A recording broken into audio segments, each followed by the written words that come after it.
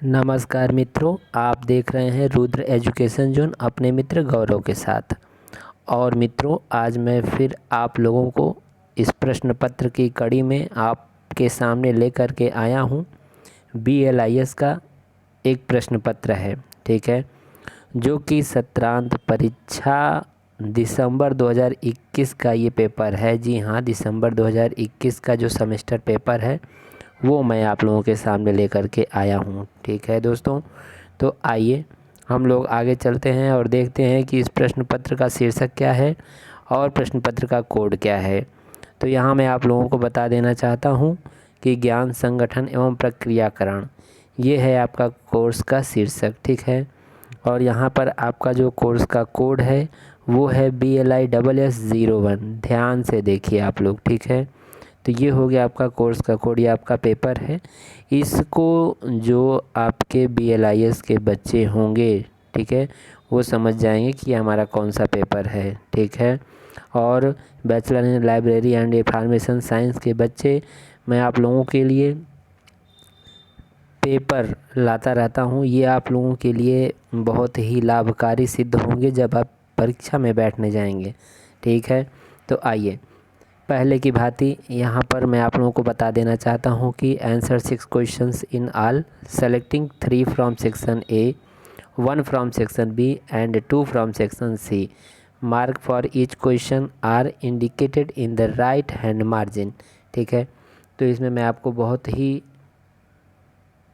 सावधानी पूर्वक मैं इसमें आप लोग को देखने के लिए कहूँगा, क्योंकि यहाँ पर आपको मैं बता देना चाहता हूँ कि जो आपका सेक्शन ए है उससे 3 प्रश्न और सेक्शन बी से आपके 1 प्रश्न और सेक्शन सी से आपका 2 प्रश्न, यानी कि कुल मिला के आपको 6 प्रश्न करने होते हैं, ठीक है।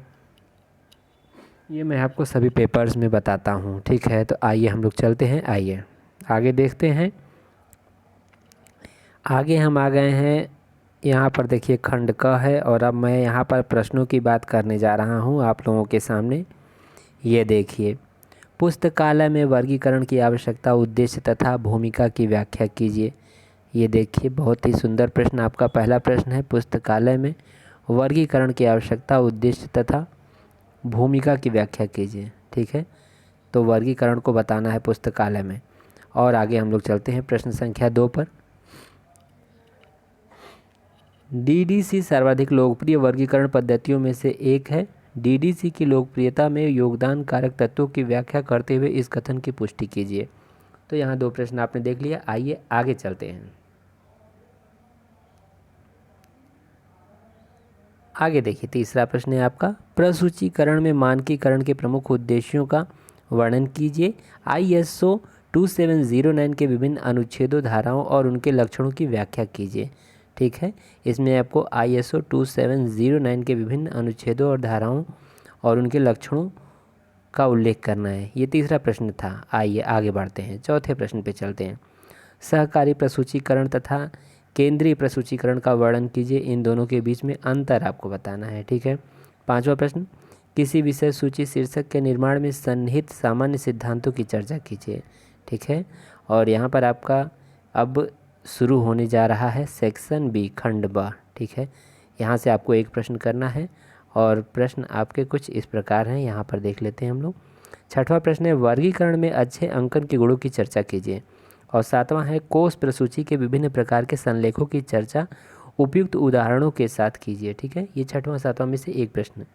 अब आपका आ गया है, यहाँ पर मैं आपको दिखा देना चाहता हूँ सेक्शन सी, जहाँ से 2 प्रश्नों के जवाब देने हैं। और ये टिप्पणी है, संक्षिप्त टिप्पणी लिखना है आपको, जिसमें कि यहाँ पर देखिए CCF के बारे में लिखना है, ISBN के बारे में और पक्ष अनुक्रम के बारे में, ठीक है। तो आप लोग बड़े ध्यान से देख लिए होंगे कि ये आपका जो पेपर कोड था BLISS01 था। ये BLIS के बच्चे समझते होंगे कि आपका ये कौन सा प्रश्न पत्र है और ये किस सेमेस्टर में पढ़ना है, ठीक है।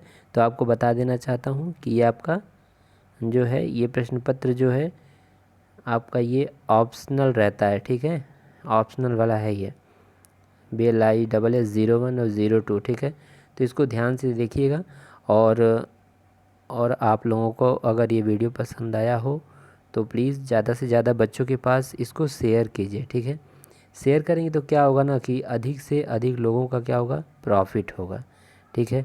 और हम बस यही चाहते हैं कि हमारे चैनल के माध्यम से अधिक बच्चों का प्रॉफिट हो, ठीक है। तो इसी के साथ नमस्कार।